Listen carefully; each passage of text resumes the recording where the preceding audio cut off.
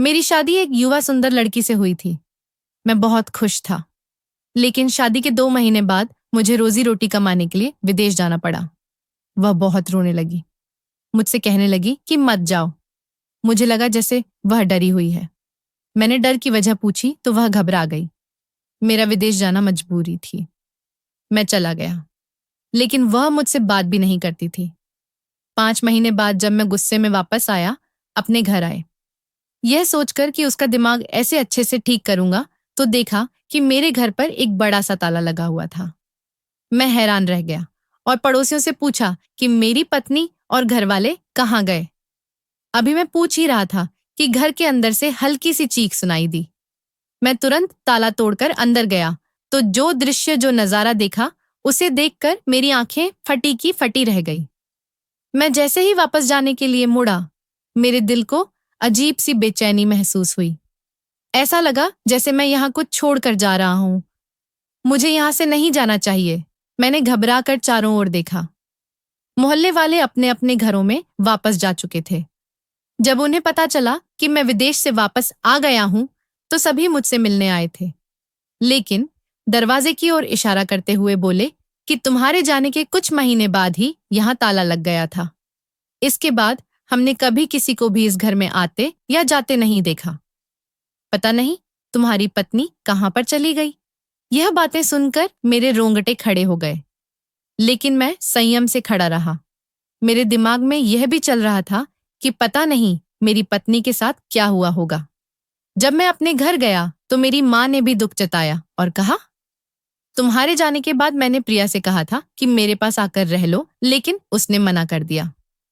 पहले पहल तो मैं बहुत हैरान हुई। जोर भी दिया कि कैसे अकेली रहोगी, मगर वह अपनी बात पर अड़ी रही, कहती रही, नहीं मैं यहीं पर ही रहूंगी। तो मैंने कोई जोर जबरदस्ती नहीं की। कुछ दिन हफ्ते बाद जाकर देखा तो तुम्हारा घर बंद था।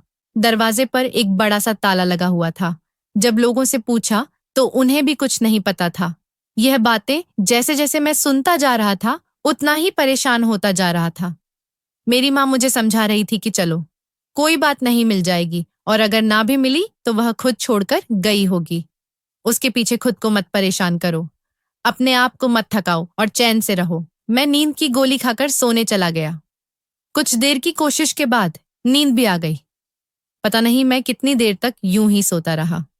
अचानक मुझे एक अजीब सा सपना आया। प्रिया मेरे सपने में थी और बहुत जोर जोर से रो रही थी। कह रही थी, राकेश तुमने अच्छा नहीं किया, मुझे इन दरिंदों के हवाले करके चले गए। यह मुझे जानवरों की तरह रखते हैं। राकेश तुम कहाँ हो?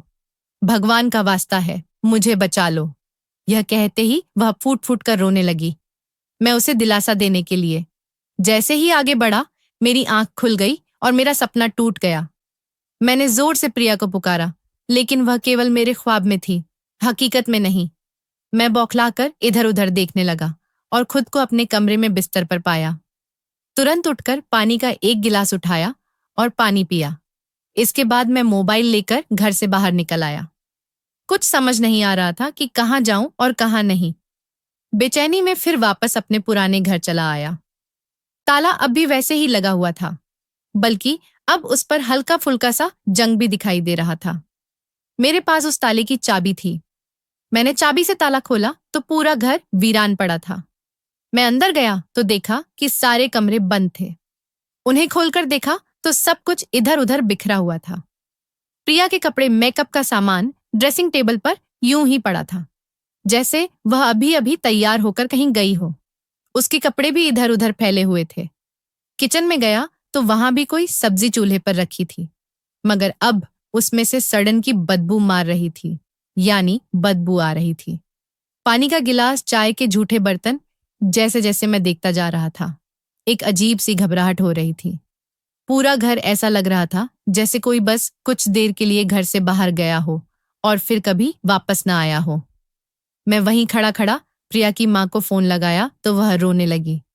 बोली, हमने अपनी बेटी की शादी की थी तुमसे, लेकिन जब से वह इस घर से विदा होकर गई है, तुमने उससे सारे रिश्ते तोड़ दिए। मैंने जल्दी से कहा, आंटी मैं यही बताने वाला था आपको। लेकिन उन्होंने मेरी बात काट दी और बोली, 2 महीने पहले उसने अजनबियों की तरह फोन किया और कहा कि वह विदेश सऊदी जा रही है अपने पति के पास। पता नहीं अब संपर्क हो भी पाएगा या नहीं। मैंने जल्दी से पूछा, बेटी क्यों नहीं होगा? संपर्क तो वह रोते हुए बोली, माँ, राकेश बहुत गुस्से वाले हैं। यह कहकर उसने फोन काट दिया। और आज तुम मुझे फोन कर रहे हो? मैं तो मुसीबत में आ गई हूं। अपनी बेटी तुम्हारे साथ ब्याह कर वह रो रही थी, जबकि मैं हैरान परेशान उनकी बात सुन रहा था।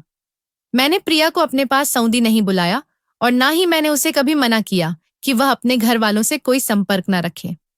मुझे तो इस बात की बिल्कुल भी परवाह नहीं थी, बल्कि शादी के शुरू के दिनों में अक्सर मैं ही उससे पूछा करता था कि आज तुमने अपने मायके में बात की है। वह अगर नहीं कहती तो मैं अपने सामने बैठाकर उसे फोन करवाता। फिर अगर वह अपने मायके में नहीं है तो कहाँ जा सकती है? यह बात मुझे बहुत ही परेशान कर रही थी।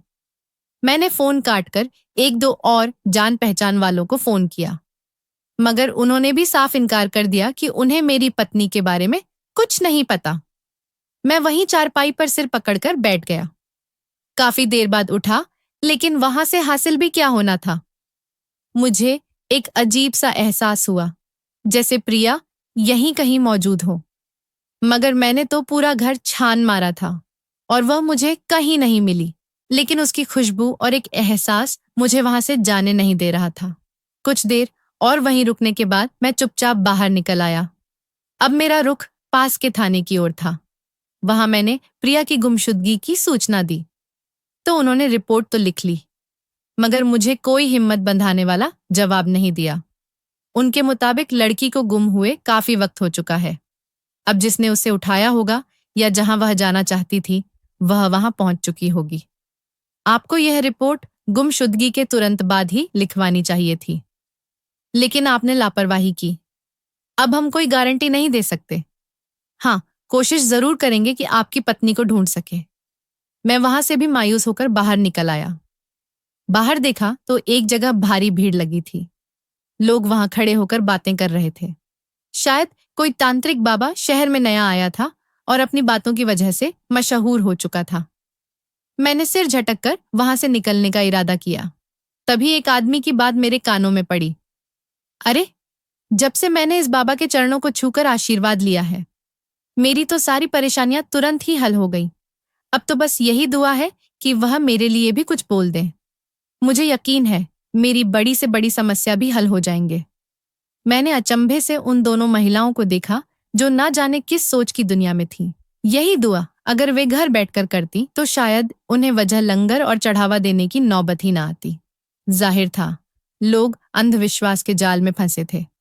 मैं सिर झटककर वहां से चला आया। हर ओर से मायूस हो चुका था। भगवान से भी रो रो कर अपनी पत्नी के मिलने की प्रार्थना करता रहा। मुझे यकीन था कि उसके साथ जरूर कोई हादसा हुआ होगा। वह मुझे इस तरह धोखा नहीं दे सकती।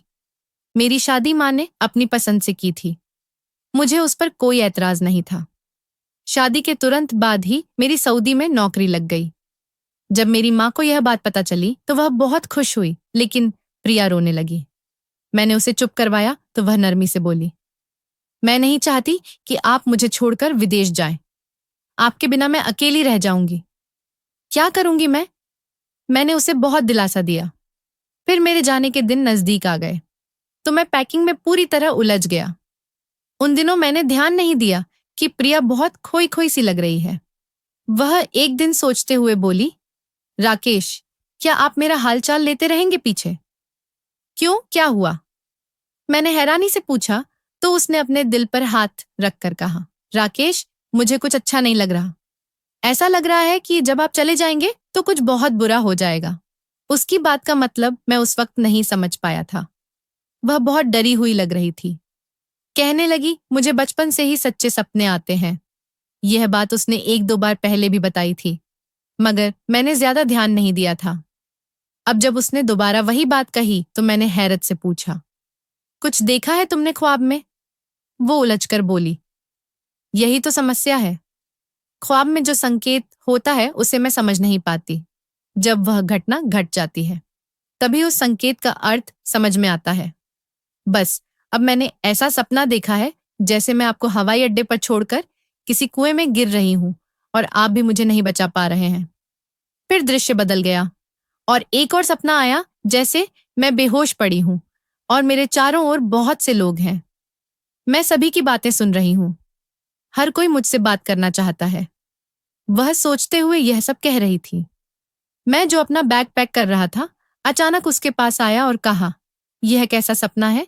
इसका क्या मतलब हो सकता है? प्रिया ने सिर हिलाते हुए बोली, मुझे वाकई नहीं पता कि यह सब क्या हो रहा है और क्यों दिख रहा है। किसी बात का कोई अंदाजा नहीं है। बस एक एहसास दिल में गहराई से जकड़ा हुआ है कि अगर आप चले गए तो मैं बर्बाद हो जाऊंगी। मत जाइए मुझे छोड़कर। यह कहकर वह मेरे गले से लगकर फूट फूट कर रोने लगी। मैंने उस वक्त उसकी बातों पर बिल्कुल भी ध्यान नहीं दिया, क्योंकि तब मुझे विदेश जाने का जुनून सवार था। मेरे पिता भी विदेश में ही काम करते थे। उनके निधन के बाद मैंने उनकी जगह आवेदन किया, तो विदेश जाना मेरा बचपन का सपना बन गया था। अब जब प्रिया यह सब कह रही थी तो उसे तसल्ली देने के अलावा मेरे पास और कोई रास्ता नहीं था, क्योंकि उसकी खातिर मैं अपना सपना नहीं छोड़ सकता था। बहुत मुश्किल से यह अवसर मिला था। विदेश जाने का तो मैं कैसे छोड़ देता। मैंने उसे कहा, तुम परेशान मत हो, यह वैसे ही तुम्हारा वहम होगा मेरी बात पर। वह इनकार में सिर हिलाकर बोली, अगर कुछ हो गया तो? मैंने नरमी से पूछा, क्या शादी के बाद तुम्हें कोई सच्चा सपना आया है? 2 महीने हो गए हैं ना हमारी शादी को। इस दौरान कोई ऐसा सपना आया है जो सच हुआ हो?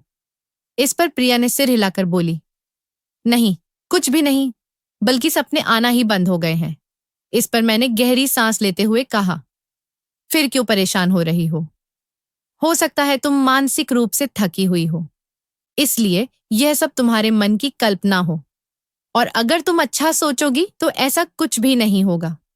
अब मुझे यह बताओ कि कल मुझे जाना है, तो क्या तुम मुझे इस तरह परेशान करके भेजोगी? तुम्हें मजबूत बनना होगा जब तक मैं नहीं लौटता।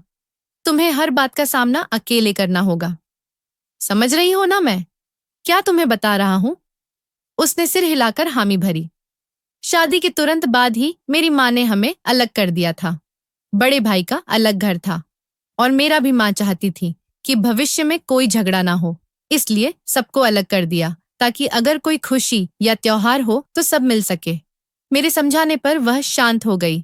अगले दिन सभी घर वाले मुझे हवाई अड्डे छोड़ने आए। मैं पूरा रास्ता प्रिया को देखता आया। वह अब भी बेचैन थी। रात को जब मैंने उसे कुछ सुकून दिया था, अब उसके चेहरे पर वैसा कुछ नहीं था। वह बार बार मुझे देखती, कुछ कहना चाहती लेकिन चुप हो जाती।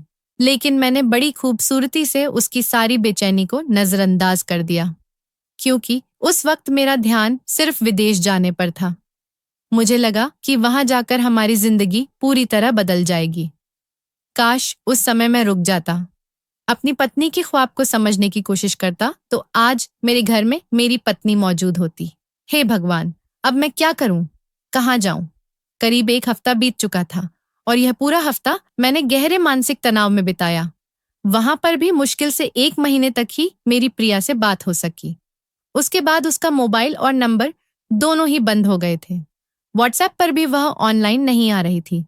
अभी मेरी वापसी में कुछ समय था, लेकिन जब मैंने प्रिया की जुदाई से पैदा हुई गहरी खामोशी को महसूस किया, तो खुद को रोक नहीं पाया और जो पहली टिकट मिली उसी से वापस लौट आया। वापस आकर वही हुआ जिसका प्रिया को डर था। अब उसके सपनों के आधार पर मैं उसे कहाँ ढूंढता? कहाँ से वह कुआं को तलाश करता और कहाँ से उन लोगों की भीड़ को खोजता? जब हफ्ता बीतने पर भी वह नहीं मिली, तो माँ ने मुझे समझाने की कोशिश की और कहा, कहीं चली गई होगी। पर तुम बेवजह परेशान क्यों हो रहे हो? ये आजकल की लड़की है, ऐसे ही करती है। जब पति बाहर जाता है तो नई दोस्तियां कर लेती हैं और भाग जाती है। माँ, प्रिया ने आपसे कुछ भी नहीं कहा। इसका क्या मतलब? कोई इशारा या कुछ भी जिससे वो बता सके कि उस पर क्या बीत रही है। इस बात पर माँ गंभीरता से बोली, अरे बेटा, जब तुम अपनी बातें अपनी माँ से नहीं करते तो वह तो फिर मेरी बहू है। वो क्यों अपनी खास बातें मुझे बताने लगेगी? तुम भी अजीब बातें करते हो। मैं चुप हो गया। ठीक 2 दिन बाद मुझे फिर से वही सपना आया, लेकिन इस बार सपना थोड़ा अलग था। एक बंद कमरा था जहां प्रिया बंधी हुई थी और उसकी आंखें बंद थीं, जैसे वह सो रही हो लेकिन दरअसल वो जाग रही थी। जैसे ही मैंने कमरे में प्रिया को देखा तो वह मुझे देखकर जोर जोर से रोने लगी और बोली, तुम ही हो मेरे अपराधी, तुमसे जुड़े रिश्ते मेरे अपराधी हैं। मैंने मना किया था लेकिन तुम नहीं रुके।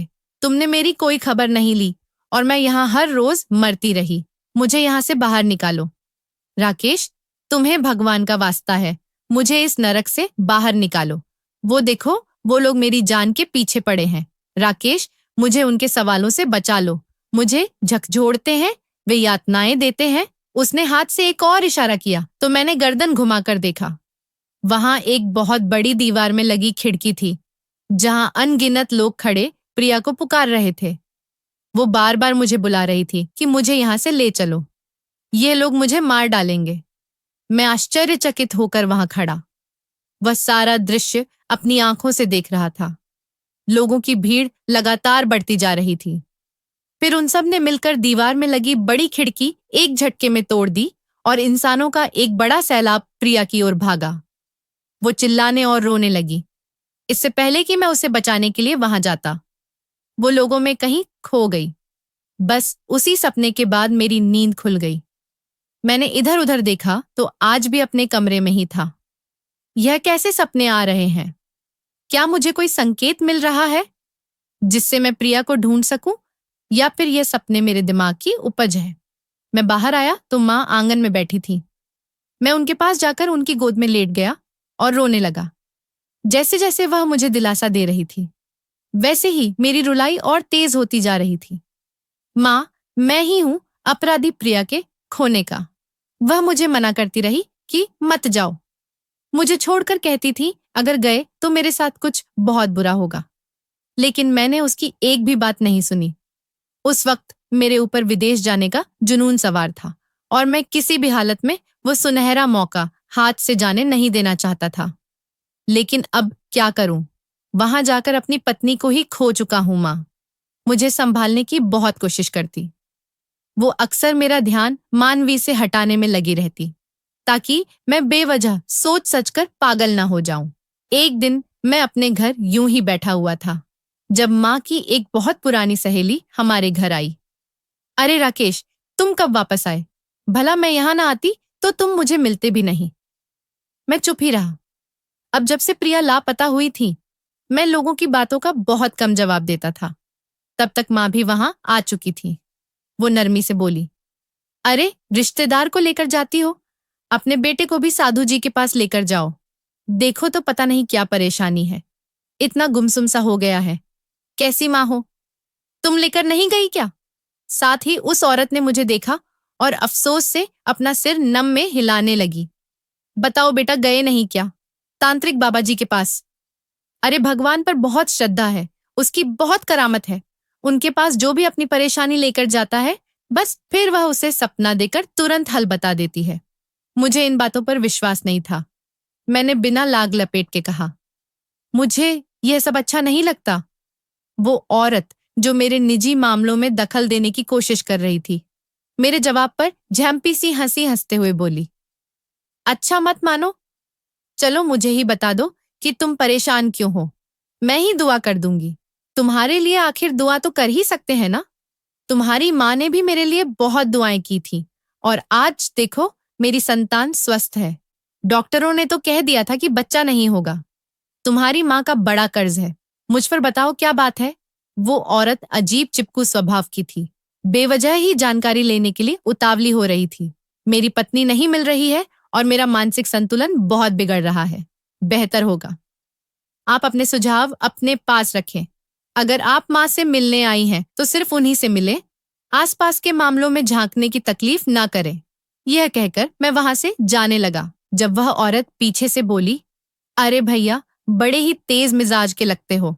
तुम्हें बुरा तो नहीं लगेगा, मगर तुम्हारे मसले का हल सिर्फ और सिर्फ उस बाबा जी के पास है। वह तो खास तौर पर गुमशुदा लोगों का पता लगाने में माहिर है। मुझे उस औरत की बातों से बहुत उलझन हो रही थी और मेरा सिर बुरी तरह से फट रहा था। मैंने गाड़ी की चाबी उठाई और अपने घर चला गया। पहले आंगन में कुछ देर बैठा रहा, फिर घर की सफाई करने लगा। 2-3 घंटों में मैंने ऊपर ऊपर से सारा घर साफ कर दिया, लेकिन मन बहुत भारी था। फिर मैं बैठक की सफाई करने के लिए आगे बढ़ा। जैसे ही मैंने बैठक का ताला खोला, मैं दंग रह गया। मैं जब भी इस घर में आया, सिर्फ रहने वाले हिस्से को ही खोला, बैठक को एक बार भी नहीं खोला, और यही मेरी बहुत बड़ी गलती थी। मेरा मन किया कि अपना सिर दीवार में दे मारूं। आखिर इतनी बड़ी गलती मुझसे कैसे हो गई? मुझे पूरा घर खोलकर अच्छे से देख लेना चाहिए था। पूरे घर को जांच लेना चाहिए था, क्योंकि उस वक्त ही बैठक को देखकर साफ पता चल सकता था कि यही मेरी पत्नी को रखा गया था। दीवार के साथ लोहे की जंजीरें बंधी थीं और उनके आगे हथकड़ी जैसे गोल निशान बने हुए थे, जिनकी संख्या 4 थी, यानी 2 हाथों और 2 पैरों के लिए। इसके अलावा बैठक से बहुत ही तेज और गंदी बदबू आ रही थी। वहीं पर खाने के बर्तन और पानी का कूलर बहुत ही बेतरतीब तरीके से फेंका हुआ था। बैठक का फर्नीचर खींचकर एक दीवार से लगाया गया था। मैं तुरंत बैठक के दूसरे दरवाजे की ओर भागा, जो पीछे वाली गली में खुलता था। लेकिन वह गली मेन गेट वाली गली नहीं थी, बल्कि उससे पीछे की गली थी। यानी जो भी व्यक्ति था, उसने मेरी पत्नी को मेरे ही घर में छिपा कर रखा था और बड़ी चालाकी से सभी को धोखा दे रहा था, यह दिखाकर कि वह घर महीनों से बंद है, ताकि किसी को शक ना हो और वह आराम से प्रिया को वहीं रख सके। इसके बावजूद मुझे यह बात समझ नहीं आ रही थी कि अगर उसे प्रिया को घर में ही रखना था, तो उसे बांधकर क्यों रखा गया था और आखिर उसका मकसद क्या था। हालात बहुत खराब हो चुके थे। मैंने उसी वक्त पुलिस को फोन किया और उन्हें पूरी स्थिति बताई। कुछ ही देर में पुलिस पहुंच गई और उन्होंने उस जगह को सील कर दिया। हथकड़ियों को उतारकर फॉरेंसिक जांच के लिए भेजा गया। एक दिन में रिपोर्ट आ गई, जिसमें यह पुष्टि हुई कि वहां प्रिया ही थी, जिसे कुछ दिन पहले ही वहां से कहीं और ले जाया गया था। पुलिस अधिकारियों ने मुझसे पूछा, क्या आपको किसी पर शक है? मैंने ना में सिर हिला दिया, क्योंकि सच में मुझे किसी पर शक नहीं था। उन्होंने कहा, जरा अच्छे से सोचिए, क्या आपकी पत्नी किसी से डरती थी? क्या उन्होंने आपको कभी कोई इशारा दिया हो या कोई ऐसा अजीब वाकया हुआ हो जिस पर आपने ध्यान ना दिया हो? मैंने बहुत सोचने के बावजूद कोई ऐसा इंसान या वाकया याद नहीं कर पाया जिसमें प्रिया का किसी से झगड़ा हुआ हो या उसने कभी बताया हो कि अतीत में उसके साथ कुछ बुरा हुआ था। हमने मेन गेट वाली गली में लगे कुछ कैमरों की मदद से अपराधी को तलाशने की कोशिश की, लेकिन वह कभी मेन गेट से घर में दाखिल नहीं हुआ। एक बार बस राकेश की माँ, यानी मेरी माँ, उस गली में गई थी। जब पुलिस ने पिछली गली में जाकर देखा, तो वहां कोई भी कैमरा मौजूद नहीं था, जिससे अपराधी की हरकतें रिकॉर्ड नहीं हो सकी। इसके बाद पुलिस ने मेरी माँ को हिरासत में लेने की बात की, तो मैंने सख्ती से मना कर दिया। मैंने कहा, खबरदार, अगर किसी ने मेरी माँ को परेशान करने की कोशिश की, क्योंकि उनके अलावा ऐसा कोई सुराग नहीं था जो किसी और की तरफ इशारा करता। जब पुलिस ने कहा कि कम से कम एक बार तो हमें आपकी माँ से पूछताछ करनी पड़ेगी, तो मैंने चुपचाप प्रिया का केस वापस ले लिया। इस पर पुलिस वाले बहुत नाराज हुए। जब माँ को इस बारे में पता चला, तो वह बहुत गुस्से में बोली, बेटा, तुमने ठीक नहीं किया। वह लोग तो अपना काम ही कर रहे थे, उन्हें करने देना चाहिए था। जांच तो कम से कम बंद ना कराई जाती। हो सकता है कुछ देर बाद अपराधी का कोई सुराग मिल ही जाता। मेरी माँ मुझे डांट रही थी, लेकिन मैं अपनी माँ पर कोई आरोप नहीं आने देना चाहता था। भगवान बेहतर करेगा, आप चिंता ना करें। अगर भगवान ने हमें प्रिया का कोई ना कोई सुराग देना तय किया है, तो हमें कुछ नहीं होगा। देखिएगा, वह खुद बखुद हमारे सामने आ जाएगी, और अगर ऐसा नहीं हुआ तो हम लाख कोशिश कर लें, फिर भी वहां तक नहीं पहुंच पाएंगे। लेकिन इस सब में मैं आपको तकलीफ नहीं दे सकता और ना ही देना चाहता हूं। यह बात सुनकर मेरी माँ रोने लगी और मुझे बहुत सारी दुआएं देने लगी। मैं कमरे में आया और बुजुर्गों की तरह गीता पढ़ी। बार बार भगवान से यही प्रार्थना कर रहा था कि मेरी पत्नी को अपनी सुरक्षा में रखे। मैंने उसे अकेला छोड़कर बहुत बड़ी गलती की है। अब मैं अपनी गलती पर बहुत पछता रहा हूँ। करीब 15 मिनट तक यूं ही प्रार्थना करता रहा। इसके बाद मेरे अंदर एक अजीब सा सुकून फैलने लगा। प्रार्थना करके उठा ही था कि मुझे अपनी कंपनी की तरफ से मैसेज आया। उन्हें किसी एजेंट से काम करवाना था, तो उन्होंने मेरी छुट्टी रद्द कर दी और जल्द से जल्द वापस बुलाया। मगर मैंने उसी वक्त बिना सोचे समझे उन्हें इस्तीफा भेज दिया। तभी माँ कुछ लेने कमरे में आई, तो मैंने उन्हें नौकरी छोड़ने के बारे में बताया। जिससे वह नाराज होकर बोली, तुमने इतना बड़ा फैसला इतनी जल्दी क्यों किया? मैंने नरमी से कहा, माँ, एक बार मैं अपनी पत्नी को अकेला छोड़ चुका हूँ। अब दोबारा ऐसा नहीं करूंगा। यहीं पर कोई छोटी मोटी नौकरी कर लूंगा, लेकिन प्रिया को ढूंढ कर रहूंगा। अगर अंतिम दिन भगवान ने मुझसे पूछा कि मैंने उसके पिता के बाद तुम्हें उसका जिम्मा दिया था, तो मैं क्या जवाब दूंगा माँ? मुझे बहुत डर लगता है। बस अब आप प्रार्थना करें कि प्रिया जल्दी से जल्दी मिल जाए और वह ठीक ठाक हो। मेरी माँ ने हाथ उठाकर प्रार्थना की। करीब 3-4 दिन तक मैं रोज अपने पुराने घर जाकर हर चीज को ध्यान से देखता। वहां नशे और दवाइयों की गोलियां व पत्ते भी मौजूद थे। अब धीरे धीरे साफ हो रहा था कि प्रिया को वहां दवाओं के जरिए दबाकर रखा जाता था, शायद इसलिए कि वह कोई विरोध ना कर सके। मैं बहुत कोशिश कर रहा था कि किसी तरह वहां से कोई सुराग मिल जाए, कोई निशानी या कोई छोटा सा इशारा, जिससे कम से कम प्रिया तक पहुंच सकूं। मगर वहां ऐसा कुछ भी नहीं मिला। मैं बहुत थक चुका था, सो वहीं बैठकर जोर जोर से रोने लगा। पता नहीं कब रोते रोते मेरी आंख लग गई और मैं सो गया। नींद में एक बार फिर प्रिया मेरे सपने में आई। वह बहुत थकी हुई और कमजोर दिख रही थी। मुझे देखकर नरमी से बोली, तुम्हें अपराधी क्यों नहीं दिखाई दे रहा? वह तो तुम्हारे आसपास ही है, जमीन में छुपा है। मुझे बचा लो। जितनी जल्दी हो सके मुझे ढूंढ लो, नहीं तो यह लोग मुझे मार डालेंगे। यह लोग मेरी जान ले लेंगे। मुझे इस नर्क से निकालो। किसी से मेरी सलामती के लिए दुआ करवाओ। इसके बाद वह चली गई और मेरी आंख खुद ब खुद खुल गई। मैं यूं ही नीचे खाली जमीन पर लेटा हुआ था। अब उठकर छत को देखने लगा। जान भी चाहती थी कि मैं उसे ढूंढ निकालूं। यानी जिसने भी उसे छिपाया है वह जान चुका है कि मैं उसकी तलाश कर रहा हूं।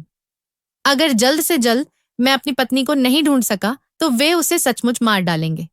तभी वह सपने में इतनी परेशान दिख रही थी। हे भगवान, अब मैं क्या करूं? मुझे कोई रास्ता दिखा। मुझे कुछ समझ दे। मेरी मार्गदर्शन कर कि मैं अपनी पत्नी को ढूंढ सकूं।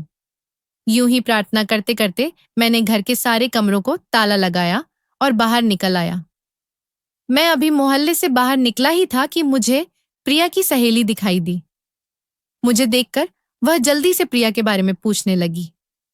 मैंने उससे पूछा, क्या तुम प्रिया से नहीं मिली? वह शर्माते हुए बोली, भैया, आपकी शादी के बाद ही तो मेरी भी शादी हो गई थी। फिर मैं मुंबई चली गई। अभी मिलने के लिए आई हूं उसी से। आपके घर भी आई, लेकिन कुछ काम थे, करने वाले उन्हीं में उलझी रही।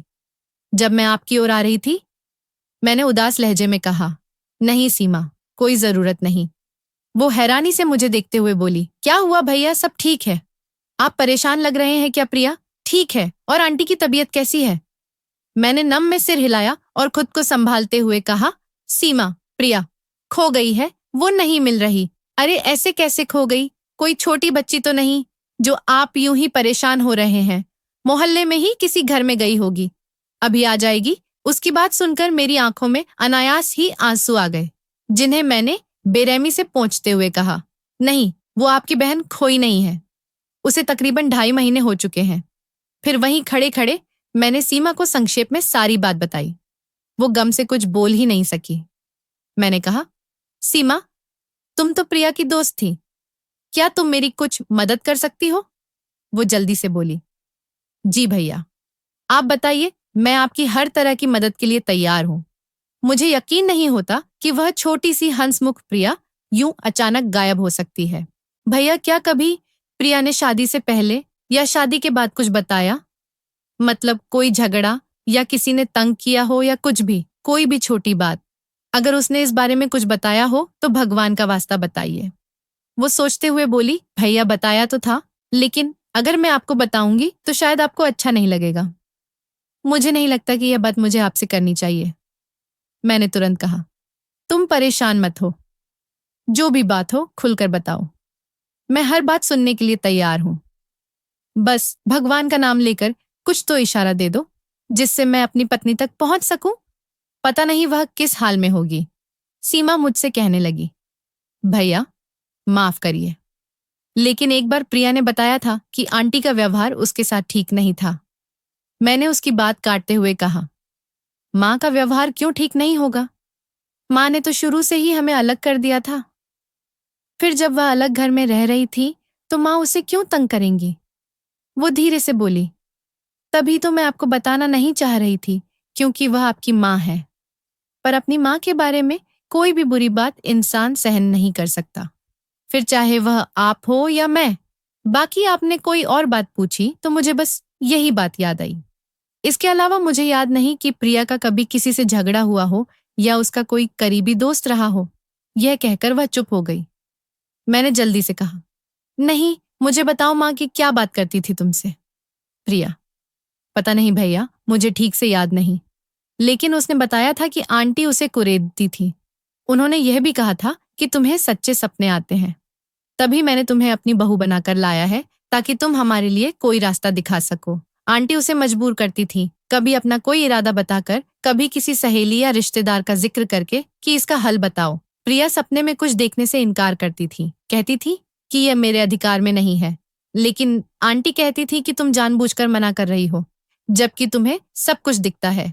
तुम भविष्य देख सकती हो, जबकि ऐसा बिल्कुल नहीं था। भैया, मैं बचपन से प्रिया को जानती हूँ।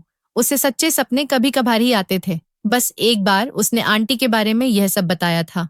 यह सुनकर मैं स्तब्ध रह गया, क्योंकि आज तक माँ ने या प्रिया ने मुझसे कभी इन बातों का जिक्र नहीं किया था। सीमा, जो कुछ भी तुम बता रही हो, क्या वो सच है? वो नरमी से बोली, भाई, मैं अपनी कसम खाकर कहती हूँ, बल्कि शायद मेरी कसम पर भी आपको विश्वास ना हो, तो मैं ईश्वर की कसम खाकर कहती हूँ कि जो कुछ बताया वह सच है। और यह भी बता दूं कि प्रिया आपसे बातें छुपाती थी। वह नहीं चाहती थी कि यह बातें आपको पता चले और आपके और आंटी के बीच कोई गलतफहमी पैदा हो। इसके बाद कुछ और बातें करके मैं वहां से चला आया। अब मेरा रुख घर की ओर था। मैं माँ से इन बातों की पुष्टि करना चाहता था।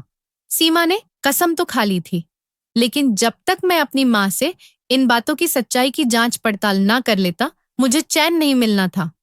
प्रिया के सपनों वाली बात तो मुझे शादी के बाद ही पता चली थी, और वह भी खुद प्रिया ने ही बताई थी, जबकि माँ ने इस तरह की किसी भी बात का जिक्र मुझसे कभी नहीं किया था।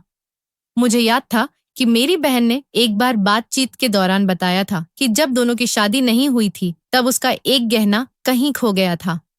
अगले दिन वह यूं ही प्रिया से फोन पर बात कर रही थी, तो प्रिया ने उसे बता दिया कि तुम्हारा गहना फलां जगह पर रखा है। यह बताते हुए मेरी बहन बहुत हंसी और बोली, तुम्हारी तो मौज है। अगर तुम्हारे घर में कभी कुछ गुम हो गया तो भी चिंता नहीं, तुम्हारी पत्नी को हर बात का पता चल जाता है। मैंने तब इस बात पर ध्यान नहीं दिया, लेकिन अब एक एक कड़ी जुड़ती जा रही थी। मैं पैदल ही घर की तरफ चल पड़ा। तभी मुझे एक बार फिर वही जगह दिखाई दी जहां लोग बड़ी श्रद्धा से कतार में खड़े थे। उसी वक्त मुझे प्रिया का सपना याद आया, जिसमें वह कह रही थी कि किसी से दुआ करा लो। मुझे उन सब बातों पर विश्वास नहीं था, लेकिन प्रिया पर था। वो चाहती थी कि मैं उसे ढूंढूं, तो बिना कुछ सोचे समझे मैं भी उस कतार में लग गया। मुझे विश्वास नहीं था कि यहाँ कुछ मिलेगा, लेकिन पता नहीं क्यों मैं वहां से हिल नहीं सका और मेरे पैर खुद ब खुद रुक गए। काफी देर बाद मेरा नंबर आया। कमरे के बाहर बैठे व्यक्ति ने मुझसे कुछ पैसे लिए। मैंने चुपचाप पैसे निकालकर दे दिए। जब अंदर गया तो वहां का माहौल अजीब सा था। एक व्यक्ति कुर्सी पर बैठा था। देखने में वह कोई नकली बाबा लग रहा था। उसके पास जमीन पर एक छोटा सा कपड़ा बिछा हुआ था, जिस पर एक लड़की आंखें बंद की दीवार से टिकी हुई बैठी थी। उस लड़की की हालत बहुत खराब थी। बाल बिखरे हुए थे और कपड़े बेहद मैले कुचैले थे। हाँ भाई, क्या समस्या है तुम्हारी? किसी महिला ने ऊंची आवाज में पूछा। पहले तो मेरा मन किया कि मैं चुपचाप वहां से निकल जाऊं, लेकिन फिर मैंने कहा, मेरी पत्नी लापता है। उसकी खोज करानी है या फिर कोई प्रार्थना, जो भी आपको उचित लगे, बस मुझे मेरी पत्नी चाहिए। उस व्यक्ति ने उस महिला की ओर इशारा किया और कहा, बाबा जी को कुछ भेंट दो और उन्हें अपनी समस्या बताओ। वह सपना देखकर बता देंगी कि तुम्हारी पत्नी कहाँ है। मैंने उस नशे में डूबी हुई महिला की ओर देखा, जो आंखें बंद किए बैठी थी और नशे की गंध चारों ओर फैली थी। ये समझना मुश्किल नहीं था कि वह इस समय बहुत नशे में थी। मैं वापस जाने के लिए मुड़ ही रहा था कि मेरा अगला कदम रुक गया और मेरी सांसें थम गई। मैं दोबारा उस महिला के पास गया और गौर से देखा तो पाया कि वह कोई और नहीं बल्कि मेरी पत्नी प्रिया ही थी। उसकी हालत बहुत ही खराब थी और वह इतनी गंदी हो चुकी थी कि पहचानना भी मुश्किल हो रहा था। मैं उसे जोर जोर से झकझोरने लगा। सभी लोग मेरी ओर ध्यान से देखने लगे। उस नकली बाबा ने मुझे पीछे करने की कोशिश की तो मैंने उसे बुरी तरह पीटना शुरू कर दिया। वहां अच्छा खासा तमाशा लग गया। भीड़ में से किसी ने पुलिस को बुला लिया। जब पुलिस आई तो मैंने उन्हें बताया कि यही मेरी पत्नी है। पुलिसकर्मी वही थे जो प्रिया के केस की जांच कर रहे थे। उस जाली बाबा ने बहुत विरोध किया, लेकिन पुलिस ने उसे हिरासत में ले लिया। मैं प्रिया से बात करने की कोशिश कर रहा था, लेकिन वह अपने होश में नहीं थी। शुरू में वह बाबा मुंह नहीं खोल रहा था कि यह सब किसके कहने पर कर रहा था, लेकिन जब पुलिस के हाथ वह आदमी लगा तो उसने जो नाम लिया वह मेरे लिए अविश्वसनीय था। उसने मेरी माँ का नाम लिया और कहा कि वही औरत इस लड़की की मदद से गलत धंधा चला रही है। वह उसे शाम को यहाँ से ले जाती है और पता नहीं किस जगह पर रखती है, फिर सुबह वापस ले आती है। यह लड़की सच्चे सपने देखती है और हम उससे दिन में लाखों रुपए कमा लेते हैं। वह पाखंडी बाबा बोलता जा रहा था और मैं धरती पर खड़ा नहीं हो पा रहा था, यह सोचकर कि आखिर मेरी माँ ने यह सब क्यों किया, उन्हें इसकी जरूरत क्यों पड़ी। पैसे की प्रिया से मेरी शादी भी उन्होंने इसी वजह से करवाई ताकि वे उसे अपने गंदे धंधे के लिए इस्तेमाल कर सके। मेरे विदेश जाते ही मेरी माँ ने प्रिया को नशा और दवाइयां देना शुरू कर दी थी। फिर इस घर को ताला लगाकर उसे बैठक में बंद कर दिया और अलग अलग तरह के लोगों से उसका उपयोग करवाती थी। मैं स्तब्ध वहां खड़ा था जब एक पुलिस अधिकारी मेरे पास आया और बोला, हाँ भाई, अब बताइए, अब भी आपकी माँ पर कोई जांच ना हो या अब भी उन्हें छोड़ दें। अब यह बात साबित हो चुकी थी कि इस सब के पीछे आपकी माँ ही थी। मुझे कुछ भी समझ नहीं आ रहा था। माँ को पुलिस अपने साथ ले गई और उन पर कड़े आरोप लग गए। प्रिया को बहुत भारी मात्रा में नशे की दवाइयां दी गई थी, जिसकी वजह से उसका इलाज शुरू हुआ। धीरे धीरे प्रिया की तबीयत में सुधार आने लगा, लेकिन हमारे रिश्ते पर जो जख्म लग चुका था वह कभी पूरी तरह भर नहीं पाया। माँ अब सलाखों के पीछे थी और मैं अपने भीतर के उस तूफान से जूझ रहा था जिसमें अपनों की साजिश, प्यार की टूटन और विश्वास की मौत शामिल थी। जिंदगी जैसे अचानक ठहर गई थी। अब सब कुछ फिर से शुरू करना था, लेकिन इस बार बिल्कुल अकेले। प्रिया का इलाज चल रहा था, लेकिन उसके शरीर से ज्यादा उसका मन घायल था। उसे हर दिन डरावने सपने आते। अचानक चीख पड़ती थी, जैसे वह अब भी उसी अंधेरे कमरे में बंद हो, किसी की कठपुतली बनी हुई। मैं हर रोज उसके पास बैठता था, उसकी हथेली अपने हाथ में लेकर बस इतना कहता, मैं यही हूं प्रिया, अब कोई तुम्हें छू भी नहीं सकता। वो मुझे देखती और बस धीरे से रो देती। उसकी वह चुप्पी जैसे एक एक कर सारी बातें सुना देती थी। कभी कभी मैं खुद से सवाल करता, क्या मैं उसका पति होने का फर्ज निभा पाया? उसे अकेला छोड़कर चला गया अपनी मजबूरी में। पर क्या उसकी मजबूरी नहीं समझनी चाहिए थी मुझे? एक शाम जब सूरज ढल रहा था, प्रिया ने पहली बार अपनी टूटी आवाज में मुझसे कुछ कहा, तुम अब भी मुझसे प्यार करते हो? मैंने उसके सिर पर हाथ फेरा और कहा, तुमसे नहीं प्रिया, तुम्हारी रूह से करता हूं, और वह कभी गंदी नहीं हो सकती। उस दिन उसके चेहरे पर एक हल्की सी मुस्कान आई थी, महीनों बाद, जैसे किसी पुराने टूटे ख्वाब को फिर से जोड़ने की कोशिश हो। कुछ हफ्ते बाद डॉक्टरों ने कहा कि अब प्रिया को घर ले जाया जा सकता है। मैंने घर को पूरी तरह बदल डाला था।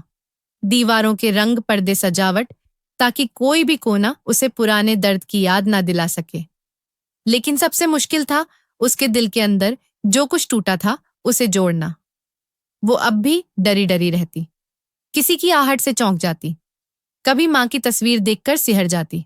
मैं जानता था यह सब जल्दी ठीक नहीं होगा। एक रात प्रिया ने मुझसे कहा, मैं कोशिश कर रही हूँ सच में, पर तुम्हें लगता है कि मैं कभी पहले जैसी हो पाऊंगी? मैंने उसका हाथ थाम कर कहा, नहीं, मैं नहीं चाहता कि तुम पहले जैसी बनो। मैं चाहता हूं कि तुम अपने जैसी बनो। नहीं प्रिया, जो टूटी जरूर है मगर अब और मजबूत है।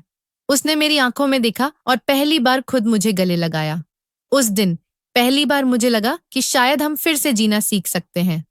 अब हम दोनों साथ में एक नया शहर ढूंढ रहे हैं, एक नई शुरुआत के लिए। पुराने रिश्तों की राख पर हम दोनों अपना छोटा सा घर बनाना चाहते हैं, भरोसे और इज्जत की नींव पर।